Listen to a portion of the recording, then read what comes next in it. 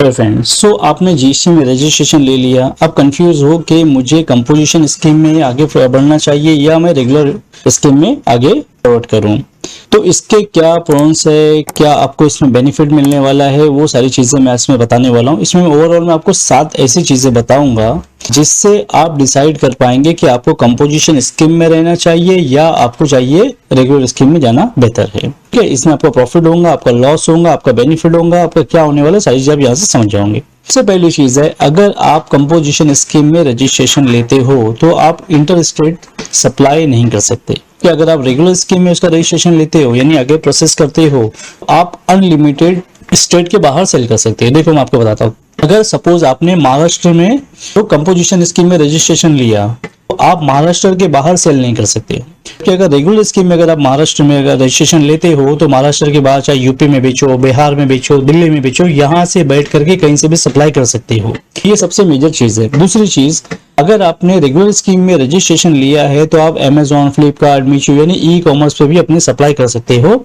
लेकिन अगर वहीं पे अगर आपने कंपोजिशन में लिया हुआ है तो आप ये सारी चीजें नहीं कर सकते हो। एक बहुत बड़ा बेनिफिट तो मिलने वाला है अगर आप रेगुलर स्कीम में रजिस्ट्रेशन लेते हो, और अगर आप कंपोजिशन में जाते हो तो ये आपका यहाँ पे एक लॉस होने वाला है। दूसरी चीज यहाँ पे आती है कि इनपुट टैक्स क्रेडिट जो होती है वो आप कंपोजिशन में नहीं ले सकते हो।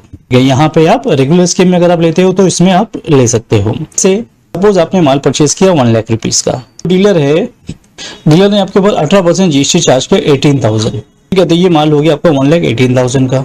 ये जो आपने परचेज के ऊपर आपने इनपुट यानी जो परचेज के ऊपर जो आपने जीएसटी पे किया है इसकी आपको इनपुट टैक्स क्रेडिट मिल जाती है। यानी जब आप ये माल को सेल करोगे तो आपने ये माल को सेल किया 1,50,000 रुपीज में, मेरी वीडियो की वजह से आपको शायद यहाँ शो नहीं हो रहा है, मैं आपको बताऊँ, यहाँ माल को सेल किया आपने 1,50,000 रुपीज में। उसके बाद में इस पे 18% यानी 27,000 आपने जीएसटी चार्ज किया। ये 27,000 में से 18,000 रुपीज जो है आपको यहाँ पे घटाने के लिए मिल जाता है एज आईटीसी। बट अगर आप कंपोजिशन स्कीम में लेते हो तो ये जो 18,000 है इसके क्रेडिट आपको नहीं मिलेंगी। तो इसके मतलब ये हुआ कि आपके जो ओवरहेड यानी जो कॉस्ट ऑफ प्रोडक्ट है वो बढ़ जाएगा। ये दूसरा लॉस है कंपोजिशन स्कीम में जाने का। हालांकि छोटे डीलर है आप ले सकते हो, बट मैं आपको जो रियलिटी वो आपको बता रहा हूँ। तीसरी चीज है, आप अपनी इनवॉइस के ऊपर टैक्स कलेक्ट नहीं कर सकते हैं। जैसे मैंने बताया ना कि आपने 1 लाख रुपए में परचेस किया, यही माल को उठा के 1,50,000 में आप सेल कर रहे हो। यहाँ पे आप क्या करोगे, टैक्स इनवॉइस इशू करोगे। जब टैक्स इनवॉइस इशू करोगे तो उसके ऊपर जो है अपना जो जीएसटी का रेट है उसके हिसाब से आप जीएसटी चार्ज करोगे, बराबर है, और वहां पे टैक्स इनवॉइस इशू करोगे। बट कंपोजिशन स्कीम के अंदर आप टैक्स इनवॉइस इशू नहीं कर सकते और ना ही उससे जीएसटी कलेक्ट कर सकते हो।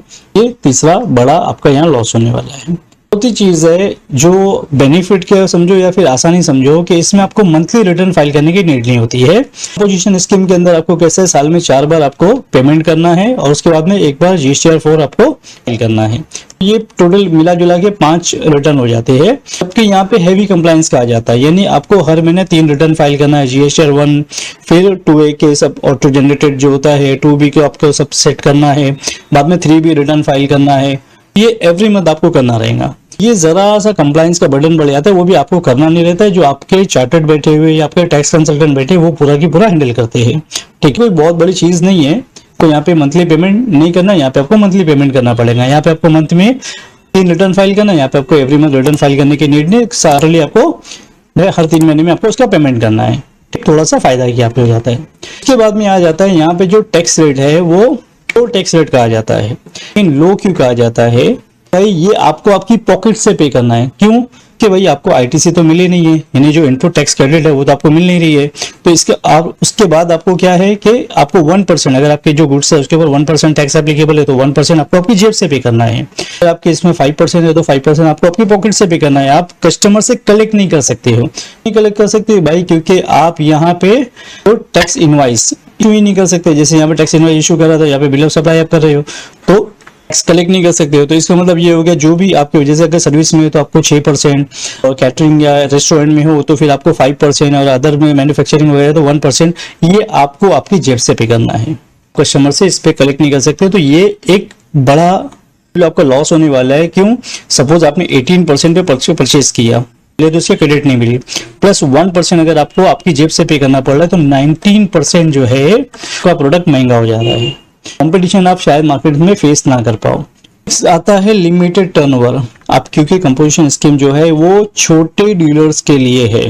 डीलर्स का मतलब क्या हो गया कि जैसे ऐसे लोग तो टर्नओवर कम है, में जो टर्नओवर है कुछ स्टेट के अंदर 75 लाख है, कुछ अदर स्टेट जो बड़े स्टेट जैसे महाराष्ट्र है, यूपी है, ऐसे यहाँ पे 1.5 करोड़ की लिमिट है। अगर आपका टर्नओवर लास्ट ईयर का टर्नओवर 1.5 करोड़ है तो आप ये इसमें रह सकते हैं। अगर 1 रुपये भी बढ़ गया तो आप ये स्कीम से स्विच होकर के आपको रेगुलर में आना पड़ेगा। सर्विस के केस में अगर देखो तो यहाँ पे 50 लाख की लिमिट है, यानी आप सर्विस प्रोवाइडर हो, कंपोजिशन स्कीम ले रहे हो तो 50 लाख से ज्यादा जैसे आपकी क्रॉस होंगी तो आप ऑटोमेटिक रेगुलर में आपको स्विच होना पड़ेगा। एक बड़ा प्रॉब्लम है। यहाँ पे टर्नओवर की कोई लिमिट नहीं, स्काई इज द लिमिट। मतलब आप चाहो तो महाराष्ट्र में सेल करो, यूपी में सेल करो, दुबई में सेल करो, उठा के एक्सपोर्ट करो, जितना करना है करो। इवन आप यहाँ से एक्सपोर्ट भी नहीं कर सकते, यहाँ से एक्सपोर्ट आप कर सकते हो। तो यहाँ पे टर्नओवर की कोई लिमिट नहीं है। यहाँ पे टर्नओवर की लिमिट है, कुछ स्टेट की लिमिट है 75 लाख, अदर स्टेट के लिए 1.5 करोड़ की लिमिट है और 50 लाख रुपीस जो है सर्विस के केस में है। अब आता है पर का जो सबसे ज्यादा इंपॉर्टेंट है कि अगर अभी आपको भी पता है कि एक पैन नंबर के ऊपर आप मल्टीपल जीएसटी ले सकते हो। ठीक, अगर मैंने महाराष्ट्र में एक जीएसटी लिया कंपोजिशन स्कीम में, अब अगर महाराष्ट्र में मुझे दूसरा बिजनेस खड़ा करना है, अगर उस बिजनेस के लिए मुझे जीएसटी लेना है तो मुझे रेगुलर स्कीम में नहीं मिलेगा, मुझे उसको भी कंपोजिशन स्कीम में ही लेना पड़ेगा। ये चीज अगर मैंने महाराष्ट्र में लिया, बाद में फिर मैं यूपी में चालू कर रहा हूँ, भले दूसरा बिजनेस है, वहां पे भी यूपी में भी, बिहार में भी, कोई कश्मीर में चले जाओ या कहीं पे भी चले जाओ, आपको कंपोजिशन में ही मिलेगा, ना कि रेगुलर स्कीम में मिलेगा। अगर आपने एक पैन नंबर के ऊपर एक जीएसटी ले लिया कंपोजिशन स्कीम के अंदर तो आप रेगुलर स्कीम में स्विच, मतलब रेगुलर स्कीम में दूसरा जीएसटी नहीं ले सकते हो।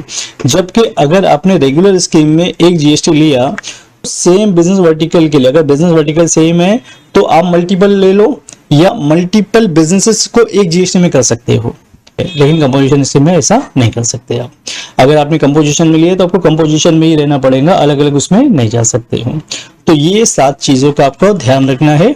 ठीक है, इसके अलावा और भी चीजें, लेकिन ये 7 चीजें मेजर है जो आपको फायदा भी दे सकती है और आपका लॉस भी करवा सकती है। तो आपको इस चीज को ध्यान रखते हुए कंपोजिशन स्कीम लेना है या रेगुलर स्कीम में जाना है, आपको वो डिसाइड करना है। आपको कोई चीज ऐसी जो नहीं समझ में आई है तो आप मुझे इस पर्टिकुलर नंबर पे व्हाट्सएप या कॉल कर सकते हैं मुझे, मैं आपको सारी चीजें गाइड करूंगा। फाइनली अगर आप टैक्स कंसल्टेंट बनना चाहते हो या टैक्स में एक्सपर्ट बनना चाहते हो तो मेरा tax consultant master program join कर सकते हो, जिसकी वैलिडिटी लाइफ टाइम है। ये रिकॉर्डेड प्लस लाइव सेशन इसमें दोनों मिलता है, सपोर्ट मिलता है, इसकी वैलिडिटी लाइफ टाइम है। इसमें आपको लर्निंग के लिए डिजिटल नोट्स, प्रैक्टिसिंग असाइनमेंट और सबसे बड़ी चीज कम्युनिटी का सपोर्ट मिलता है, जिसका लिंक मैंने डिस्क्रिप्शन बॉक्स में शेयर कर दिया है। कम्युनिटी को ज्वाइन करो। अगर आपको टैक्सेशन से रिलेटेड कोई भी क्यूरीज है तो आप उस कम्युनिटी में शेयर करो। मेरा टेलीग्राम ग्रुप है, मैं आप खुद आपके पर्सनल मैसेजेस को देखता हूँ और उसको रिप्लाई भी करता हूँ। इस वीडियो आपको किस टॉपिक पे चाहिए या किस चीज को लेकर के आप इसमें टैक्सेशन में स्ट्रगल कर रहे हैं, मुझे शेयर कीजिए, मैं आपको बना करके देता हूँ। Finally thank you for watching, see you in the next session.